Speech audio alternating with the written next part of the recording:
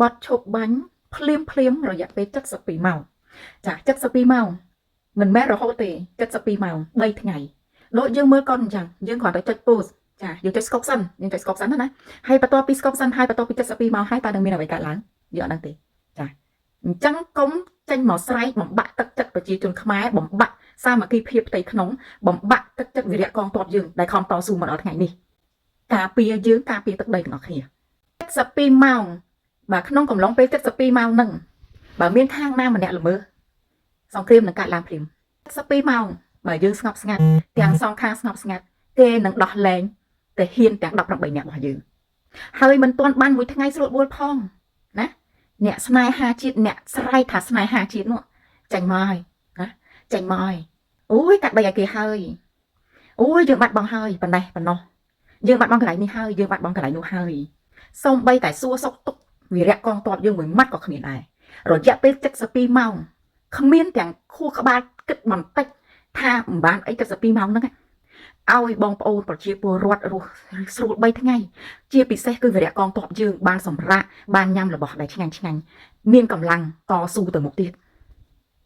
អត់មានគិតឃើញទាំងអស់ហ្នឹងទេគឺចាញ់មកស្រែកហើយឃើញទេអញថាហើយកាត់បីឲ្យគេបាត់បង់គឺបាត់បង់ហើយខ្លាំងអីជាមួយគេចុះអារឿងអស់ហ្នឹង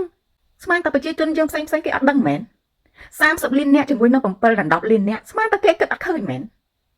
អូអញថាហើយគេមានអាវុធល្អគេមានអាវុធទំនើបយើងនៅទៅឈ្នះគេអីហើយគិតថាគេអត់គិតឃើញលើចំណុចអស់ហ្នឹងមែនហើយគិតតែថ្នាក់លើដែលគេធ្វើការរាល់ថ្ងៃហ្នឹងគេល្ងងគេអត់ចេះតែយើងហ្នឹងមែនដែលគិតឃើញដោយសារតែអស់ហ្នឹងហើយតែយើងមិនកម្រើកខ្លាំងទៅកើតដើម្បីអីគឺដើម្បីកុំឲ្យបាត់បង់ច្រើនជាងនេះឬអ្នកដែលស្នេហាជាតិពិតប្រាកដស្រែកមកសត្វតអ្នកស្នេហាជាតិហើយតែដល់ពេលពិតប្រាកដបើសិនជាបងប្អូនផ្សេងទៀតមើលមិនឃើញទៅបែបនេះទេអាហ្នឹងក៏អត់ដឹងនិយាយថាមិនទៀតដែរគឺអត់មានអីដែលចំណេញអត់មានអីដែលឲ្យខ្មែរយើងរួបរวมផ្ទៃក្នុងទេគឺមានតែរងចាំការបែកបាក់ផ្ទៃក្នុងរងចាំខ្មែររលាយហើយចេញមកស្រែកហើយស្រឡាញ់ណាស់ធ្វើទាំងអស់នឹងស្រែកទាំងអស់នឹងគឺដើម្បីជាតិអត់ទេអត់មានដើម្បីជាតិទេដើម្បីជាតិគឺគេអត់ចេញមកអញ្ចឹងទេពួកអាត្មានិយម